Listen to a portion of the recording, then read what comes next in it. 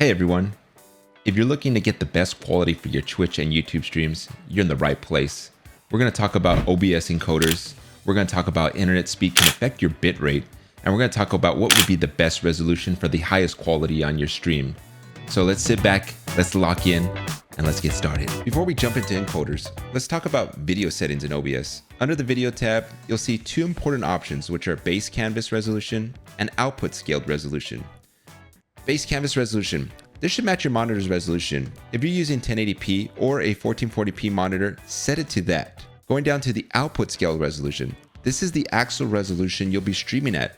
If you're streaming to Twitch, 936p is a great middle ground between 720 and 1080p, offering good quality without overloading your bandwidth. For YouTube, you can go higher than 1440p if your PC and internet can handle it. A 936p video resolution has a dimension of 1664 by 936 pixels.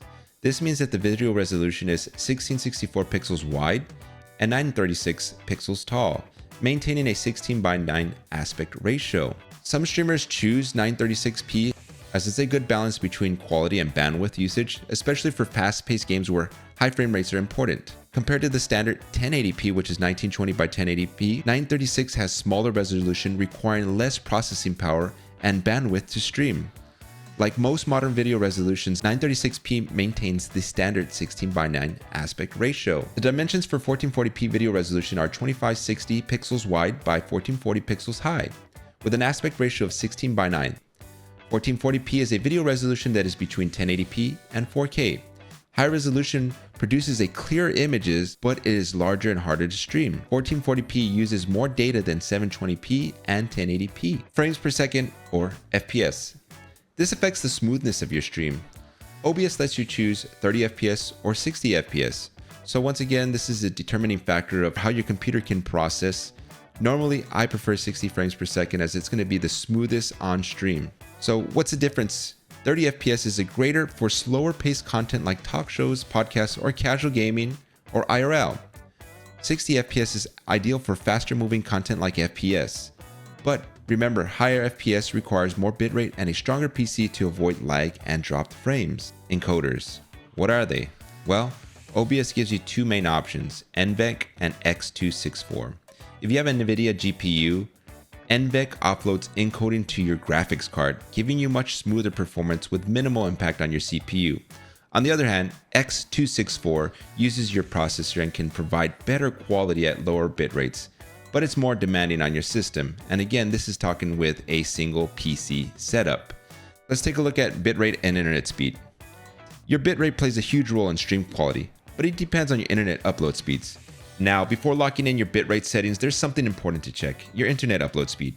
If you haven't already, go to speedtest.net and see what your upload speed is. If your upload speed is 10 megabits per second or higher, you can comfortably use higher bit rates without worrying about buffering or dropped frames. But if you're working with a lower speed, let's say under 6 megabits per second, you'll need to adjust accordingly. That means that you have to lower your bit rate to 4,500 to about 5,000 kilobytes per second for Twitch, 8,000 to 10,000 kilobytes per second for YouTube. Just keep in mind that the lower bit rate means lower quality output, so find a balance that works for your connection. If your upload speed is, let's say, 6 megabits per second, you won't want to set your bit rate too high, or you'll run into some buffering and drop frames, and nobody wants to see that.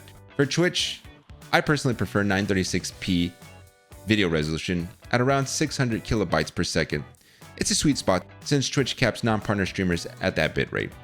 On YouTube, it's a different story. You have more freedom to go higher, which is why I personally prefer 1440p when it comes to YouTube. I feel like it's a solid choice if your PC and your internet can handle it. Now you also want to take a look at a couple of things.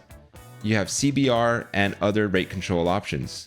Now let's talk about rate control. Constant bitrate, or also CBR, is the best option for streaming because it keeps your bitrate steady, which is important for platforms like Twitch that expect a stable stream. Other options like VBR, which is variable bitrate, can fluctuate, which might save bandwidth, but can cause inconsistencies in video quality. So basically, if you're streaming like CBR, it's your go-to. But if you're recording later, VBR might be your better choice since it allows for higher quality at lower file size.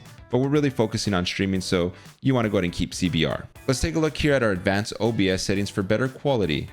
If you really want to fine-tune your stream, Go over to the OBS advanced settings for streaming, and here are a few key options to tweak.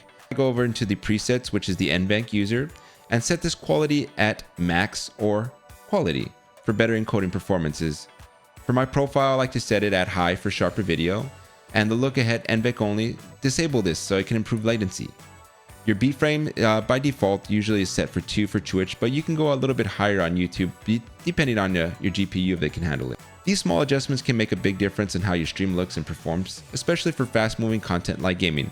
But to be honest, your best bet is just kind of do a little bit of trial and error. Also, don't feel like my recommendations are the only way to go. 1080p is still great, and you can stream 1440p on Twitch as well. It's just that from my experience from streaming and watching others, I found that 936p on Twitch and 1440p on YouTube offer the best balance of quality and performance. At the end of the day, the best settings are the ones that work for you, so test out things and tweak them based off of your hardware and internet speed. Well, that was a lot of information to go over, but at the end of the day, it's going to be a lot of trial and error and a lot of patience to see how you can fine-tune your stream quality with the setup that you have. If you have any questions, drop them in the comments